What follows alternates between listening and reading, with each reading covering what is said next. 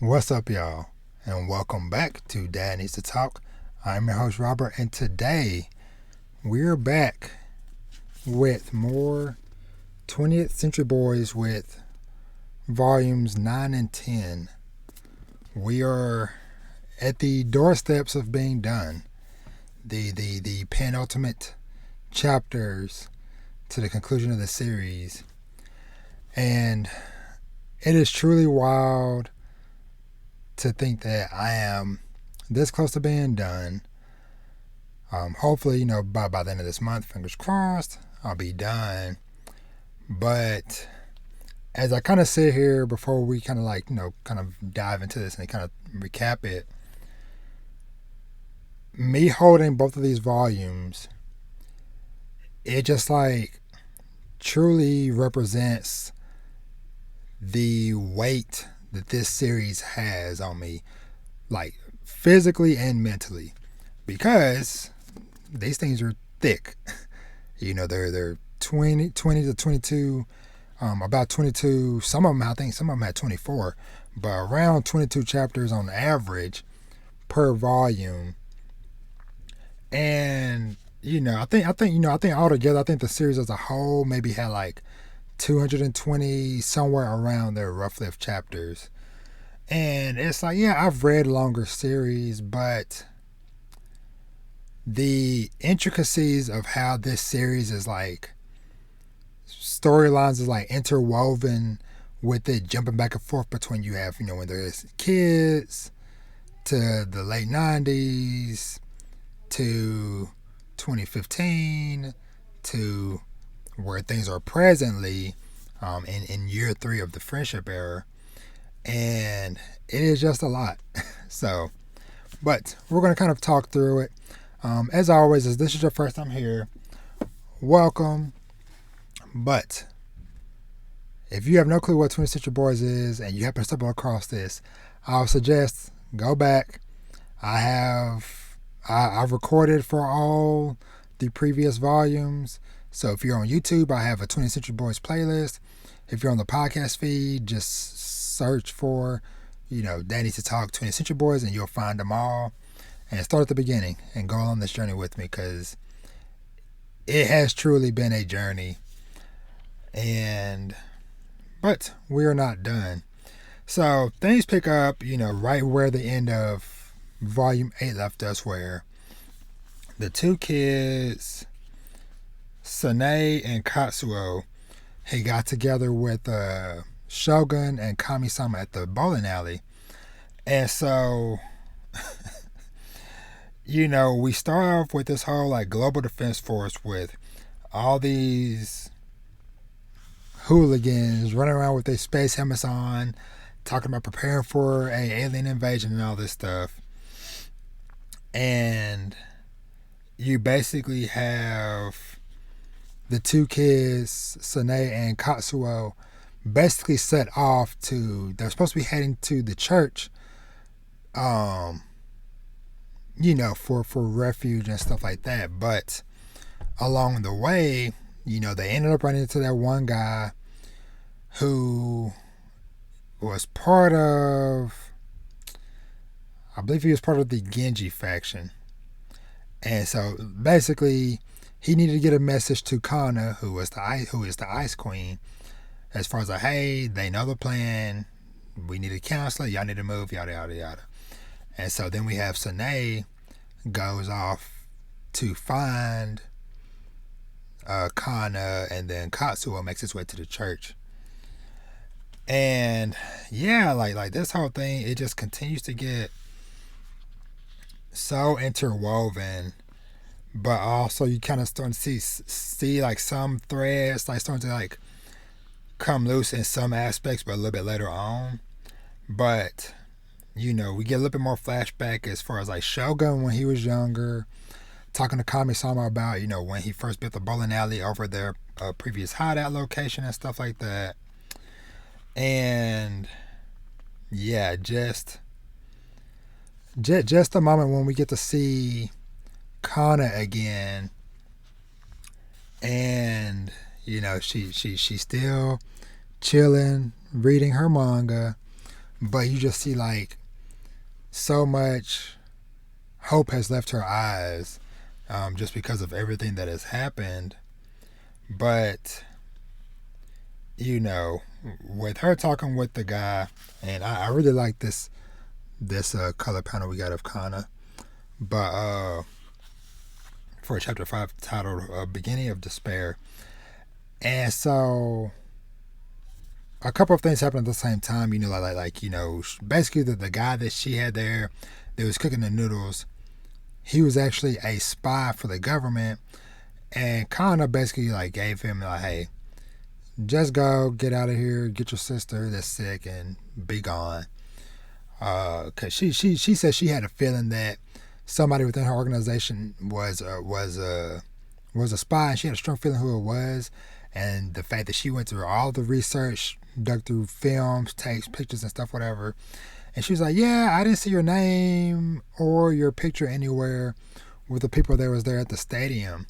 Which, that within itself was kind of crazy to learn that, like, they had sent vaccinations, which I think we started, like, learning a little bit about that in the previous volume, but just seeing, like, them dropping off these vials of vaccine to these couple of people in different areas as far as, all right, you were at the stadium, you know, a while back, here's your vaccine, and just seeing people just go crazy and just ravenous, because, you know, we kind of go back sometimes to where we see like when they're first kind of like gathering up people and putting them into these little like encampments and stuff.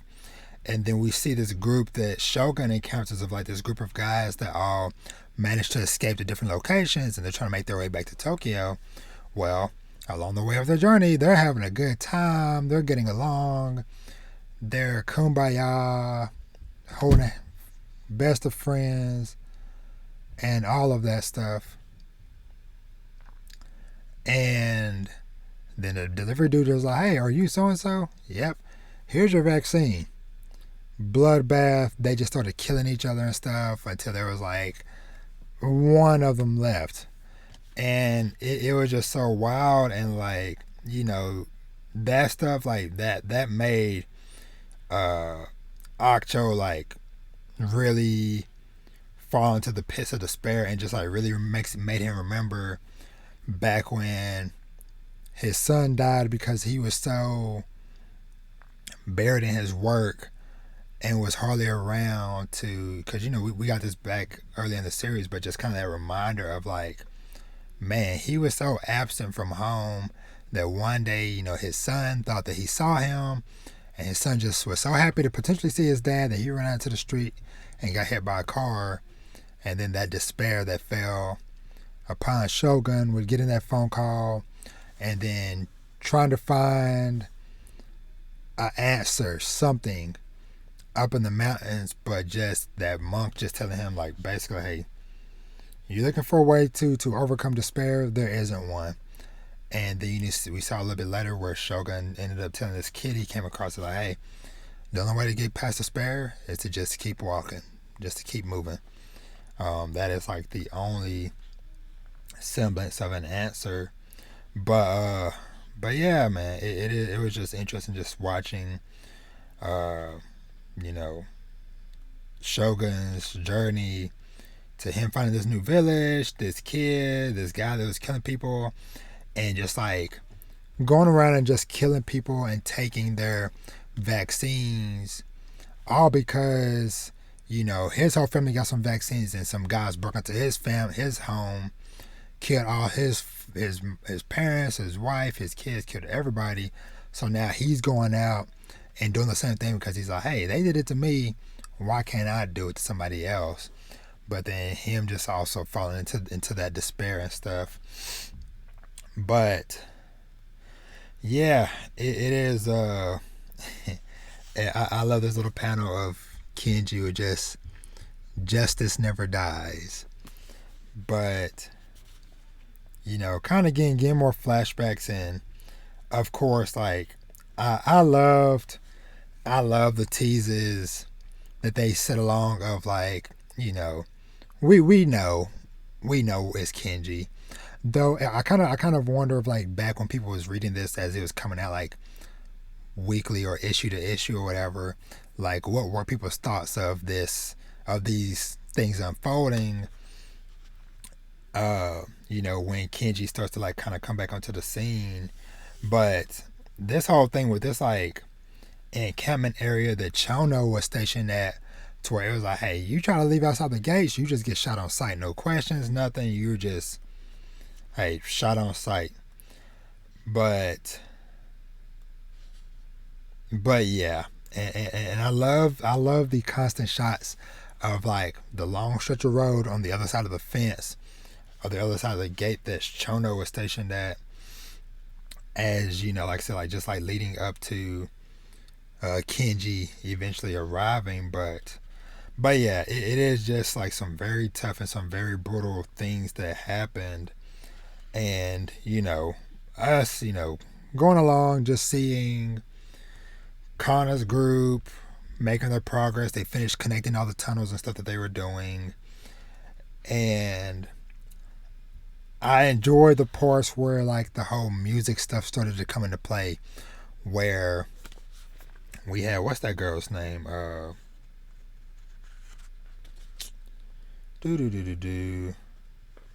can't remember her name, but the one loudmouth girl that she was hearing the song, or she ran into a guy who was a former lead performer for a band that she liked years back when things were normal, but he was singing a song that he basically learned from Kenji some years back.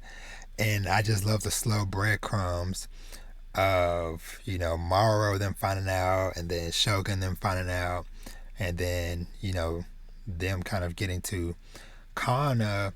And of course Kana basically kind of like at the end of her ropes, like she has no hope left. And Yabuki Joe.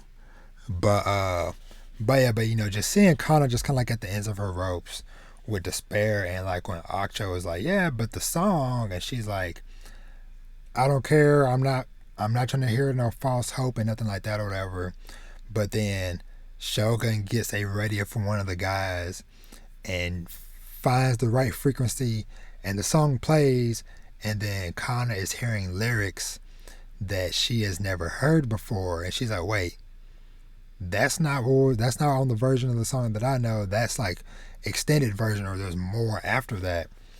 And yeah, it is always just so good, like just like seeing all these different points of interest starting like to connect to one. Because even Sinead thinking back to this guy that she had a crush on at her job, who was singing this song, and how that all kind of came full circle and came into play. But yeah, just like the slight sparks of hope that Kenji might be alive. But I will say, the part where Kana with the mafia people, that was a bittersweet sacrifice that they did for her, to where they basically pretended to all take the vaccine to get her to take the one actual vial of vaccine that they had, just because they're like, hey, no matter what, everybody in both of the mafia organizations, we consider you our daughter, and you need to live on. Because if you're not around, then who's going to tell the tale, and who's going to be here to try to fix things? Because at the moment, they don't know about Kenji is actually still out there, or Yakuji, or any of these other players that are working in the background. Most people don't know about them, but they know about Kana, and they're like, hey, she's kind of like one of like the last couple people that know that was there back when Bloody New Year's Eve happened, freaking 15, 18 years ago.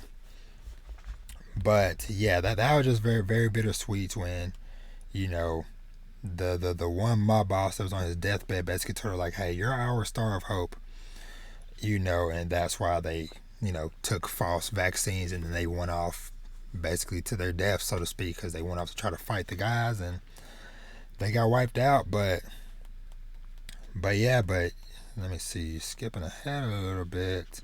Oh, the one hippie dude that's up here running the radio station, and I love the dedication that is like, hey, I'm the only one here in this area that most people think that nobody else, that everybody else in this whole area got it wiped out.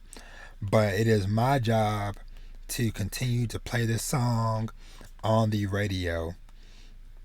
And then seeing Kenji show up in that one area with his guitar, just singing in front of the guards, and just standing up to them with their guns. And it is just, this whole sequence of events was just so dope. But yeah, man, just seeing Kenji like kind of come back into play. Okay, let's see. Okay, that was the background of everything. All right, then Shogun and Kana got captured. But man, the part where they met Mahjong, and he basically told them like, "Yo, the friend gotta go. Like, hey, he needs to go." And then when he kind of revealed it, like, "Yeah, that's not your dad. That is not Fukabe." Because he was like, you know, after one of their meetings, when after like 2015, when the virus stuff broke out the second time, and they were getting reports of like, hey, actually percentages, like more people survived than we anticipated or whatever. And then the friend basically being like, oh, shut up, you know, or he kind of murmured, like, what would Fukabe do? And that's what made Mahjong go like, what? What do you mean what Fukabe would do? You're Fukabe, right? But that's where things kind of started to fall apart, along with this one like network producer dude that was going through film and found old footage of Mahjong back in the day and started like piecing together things as far as like who Mahjong was and what really happened and how he might actually be connected to the friend and all that stuff, and just getting more flashbacks to all of that as far as like how Fukabe like reapproached Mahjong all these years later and all that wild stuff. But yeah, it was just wild just actually hearing him being like, yo, I need y'all to help me kill the friend. And Mahjong just seeing like how brainwashed the masses were with like that moment where where the friend made himself float on stage, but they were actually behind the curtain like pulling him up or whatever, and everybody's like, oh my god, he's floating. And Mahjong is just like, these people are insane. Like, no matter what, they're gonna believe anything this guy says. And so yeah, that's more or less how volume 9 ended. Now volume 10 volume 10, man, like we got we basically volume 10 is kind of where we start to see a lot of everybody starting to reconnect and stuff again, to where we had a moment with Kiriko where we found out that she's had a dojo that she set up years ago in honor of her grandfather who raised her, because her grandfather had a dojo back in the day. And so she's like the head of the dojo, and she's been like training all these kids and young people, you know, just like various disciplines and lessons to go by. But you know, everybody kind of started to kind of come together. You know, her and Akjo, and they eventually, like later on in the volume, find Yoshizune and everybody, and that one, I guess, like lawyer lady that's a friend of Yakuji's, basically found a recent photo of Kiriko, of Kana's mother, and finding out they're like, okay, hey, she is still alive. She is still out there doing tests for basically the final version of the vaccine, because there's a moment later on where what's his name, Morrow end up and the frog dude end up going to see her, and she sprayed herself with the version of the virus that they're going to be unleashing soon, and she had already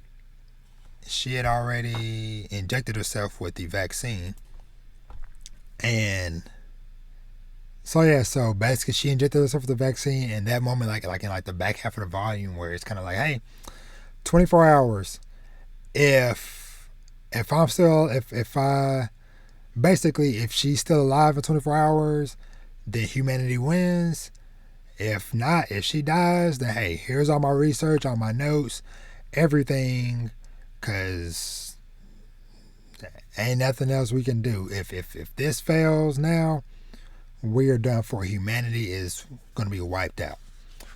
But yeah, like this whole volume, just like seeing Kenji making moves, gathering people, getting people to gather around and come together, as he's going on his little adventure with Chono and stuff. And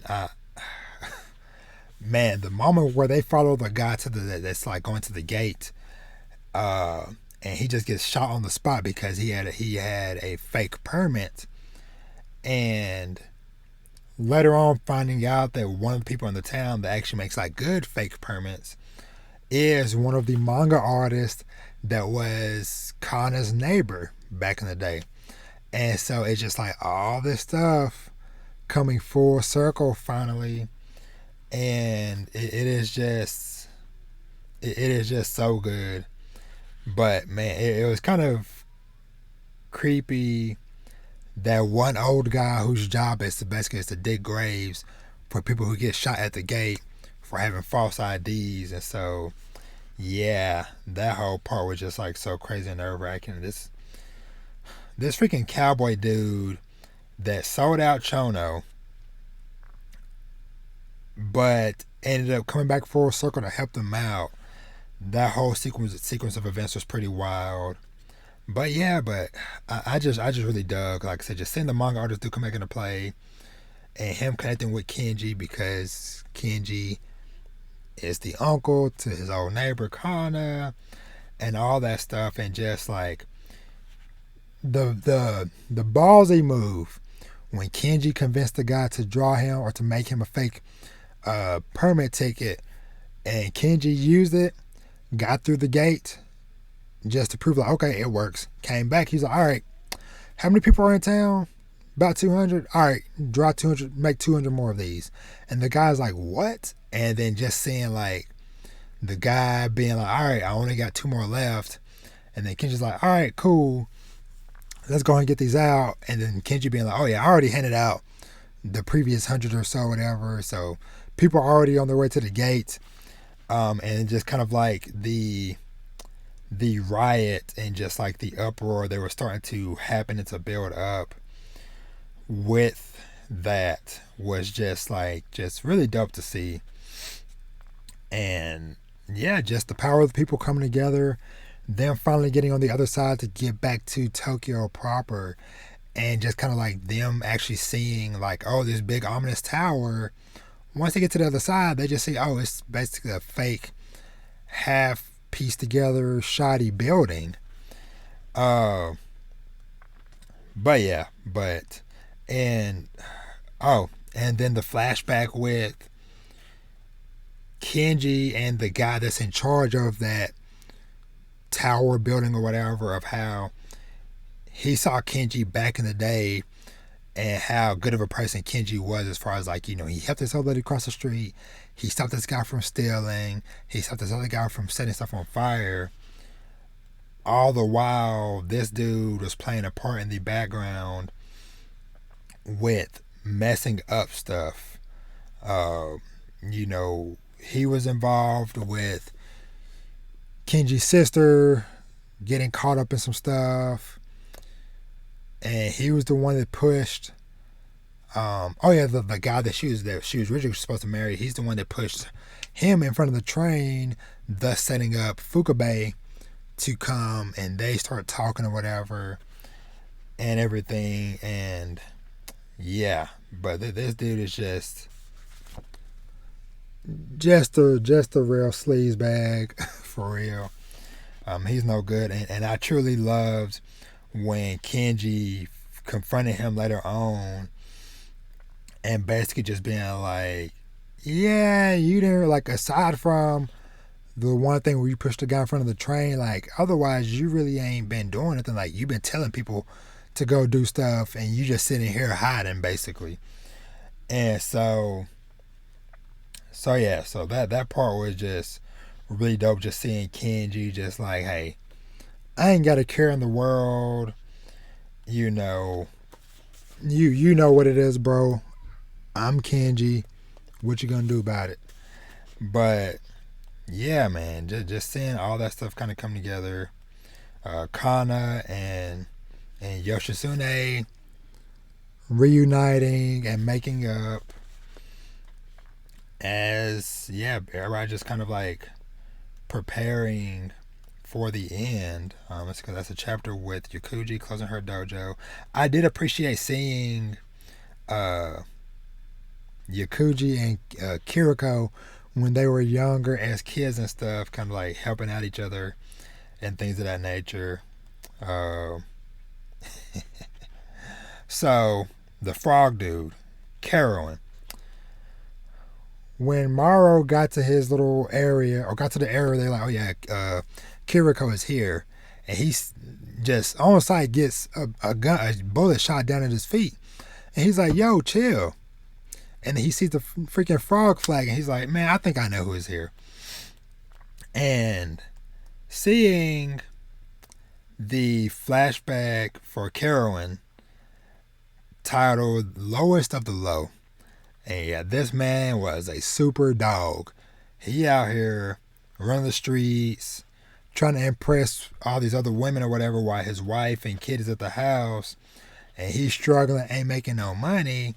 But he out here trying to act like a big shot and stuff. And, you know, it is cool seeing him finally, you know, over the years, or realizing that, like, hey, I didn't do my part to help out Kenji then back in the day. Kenji reached out and asked for help, and I wasn't there. And he's thinking, you know, Kenji's dead now all these years. And so he's like, all right, well, hey, I will do my best to help his sister. And so that's why he's giving her, you know, refuge in his area. And so going on from there, you know, we get to see Kiriko.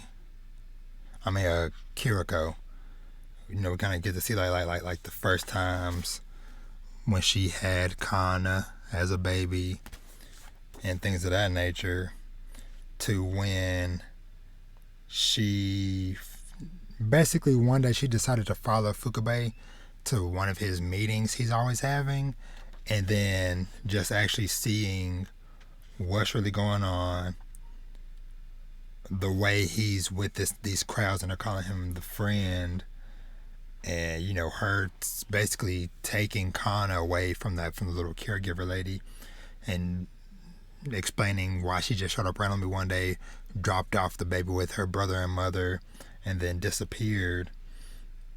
As you know, we see, you know, basically we're just seeing like the timeline in order, as far, okay, she dropped off Kana, she tried to present like, okay, hey, I have all this evidence against this friend group people, whatever, to the police or the authorities, but of course these people probably were already bought off by them, to the moment where, you know, she wrote the little note that's, you know, I am Godzilla, I trampled 150,000 people to death, to the burning of that facility. And then when the people basically showed up to get to get the vaccine from her and stuff to, you know, where we are now. And then, like I said, we get to the part where, you know, she says, like, hey, 24 hours. If I'm still alive, humanity wins. But yeah, and then just like seeing kind of them all kind of like gathering up to basically try to go to take out the friend, and freaking at the last minute. But of course, no surprise that Kana did this. But just the fact of like last minute, you know, as they're getting into the building, she basically is like, oh hey, y'all might want to check those two, double check them two for weapons or whatever, so that she could try to go by herself with this grenade so she can take out herself and the friend. But, you know, that moment of realization where she sees the friend and she immediately knows, like, yeah, who are you? You're not my dad. And then that parallel getting the same story from Kiriko, saying that like when she saw the friend again some years back, that she can immediately tell that like, yeah, you know, he had the same height, body size and stuff, whatever, but it definitely wasn't Fukabe. And so yeah, so things just, you know, start to slowly fall apart. And let me see, what was the next part? Oh yeah, then we see the freaking, unfortunately, Mahjong got taken out by somebody, and then they were basically going to try to put the blame on Akcho and Yakuji, the lady that was Mahjong's wife. But, you know, they're basically like, okay, like, are you planning on taking his spot or whatever? What are you planning to do? And she basically is like, no, I'm going to be the new Holy Mother, which is kind of crazy to hear and stuff. But yeah, Bakana uses the threat of the grenade to make her escape and to get out. But yeah, the wildness though of when she got off the elevator with the friend, and then, you know, she's like, you know, because he just tells her, because she's like, who are you? And then he just says, your Uncle Kenji knows who I am. And he says, it's me, you see, I'm the 20th century boy. And it was like, oh my god, he said the title, but I did not expect like that to be the thing, or to be a thing, so to speak, or whatever. And then of course the freaking insanity when freaking Aksho and Yakuji see a freaking flying saucer. It's like, bro, what the hell is happening here? Like they legit built a flying saucer looking thing, and then we see one of the freaking Yambo Mabo twins actually being like, yeah, it's real, you know, and it can fly. I can vouch for that. And then it's just funny just seeing him again, because last time we saw him back like around like 2015 or whatever, or so, somewhere between Bloody New Year's and 2015, somewhere in there when we saw him or saw the twins. They had slimmed up, lost a lot of weight or whatever, but now they've put the weight back on and stuff. But just kind of like getting his flashback as far as like how they got to the freaking flying saucer being built, with them getting the same science dude that built the robot thing originally, but them kind of having a secondary plan as far as, okay, hey, we need something that will be unexpected that the friend won't see coming, which the chapter was titled Unscripted something. What was it called? It was like unscripted part, or what was it called? Unscripted scenario. That's what it was. But yeah, the science dude basically built another robot. And it is basically more or less destined for Kenji to pilot it. But yeah, but it is just wild, just seeing all the threads starting to kind of come together, as Kenji is just making his way downtown, walking fast, faces passing him homebound. As this whole Gutara Sudara chant continues as people just follow him down the street. As we get more flashbacks with Kiriko as a kid, as they're like basically trying to figure out like, okay, who is this person? Who is the friend now? Who is this person?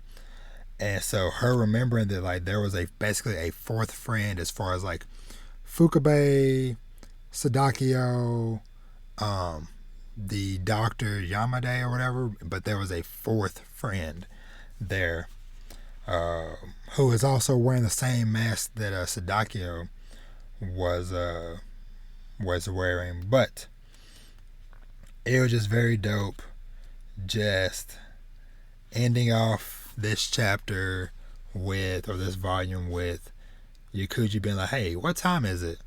And then they're and then she says it's been 24 hours. Humanity wins.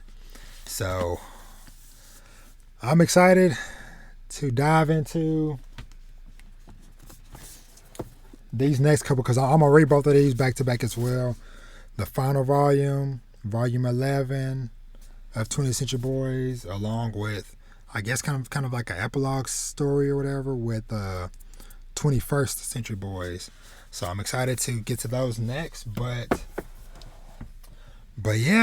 things are rounding out, so to speak. Like I said, freaking Man Jones been taken out. He's out the picture. Kiriko seems to have proven that her vaccine works, and Kenji is back on the scene. Oh, speaking of which, that was one thing I was kind of like, I don't know, because it was like Kenji saying something about like he lost his memories for a long time, and basically he just spent several years just wandering around until basically he started remembering, but he's kind of like suppressing the memories of, because of how bad the situation was, to where he had a moment where it's like, okay, he took 3 days and 3 nights in the mountains or the wilderness, whatever, to just cry it out, just the ball, cry it out, and then start to make his way back, because he knew like, okay, hey, something needs to be done. There needs to be a hero to save humanity, and I'm gonna be that person. And so, but that's like the only part that I'm kind of like, really, I guess, they had to make up something to explain like what he's been doing all these years and why, he never popped up. He never at least like told nobody, oh yeah, hey, I'm still alive out there. But just the fact of like, he had amnesia, so to speak, or he, suppressed memories or something or whatever.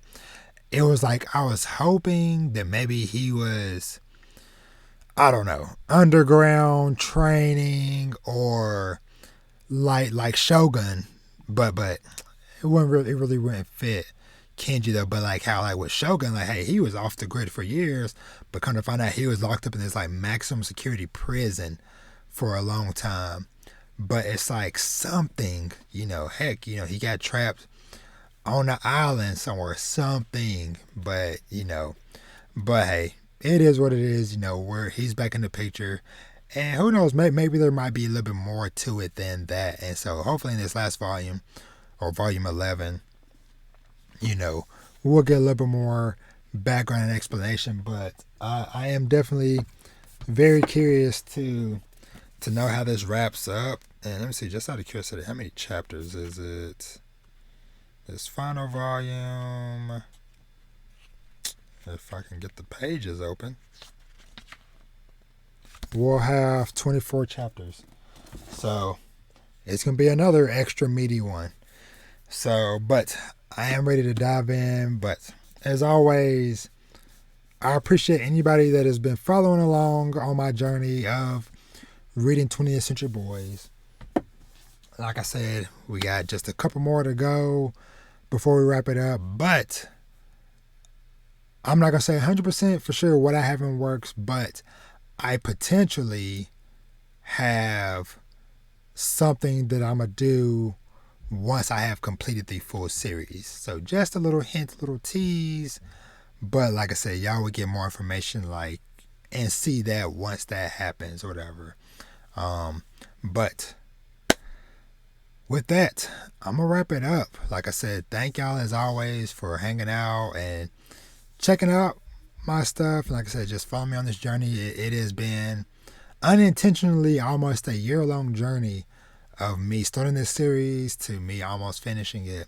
But you know, life happens, but we still chugging along and we're almost there. But with that being said, thank you for watching. Make sure you like the video if you're watching the video, subscribe to the YouTube channel, follow the podcast on any podcast service wherever you get your podcast.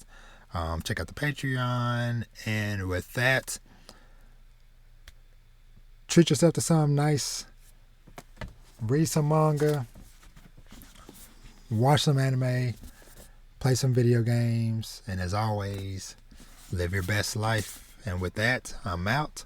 I'll see y'all for the finale of the 20th Century Boys series and the next one. Y'all be easy. Peace.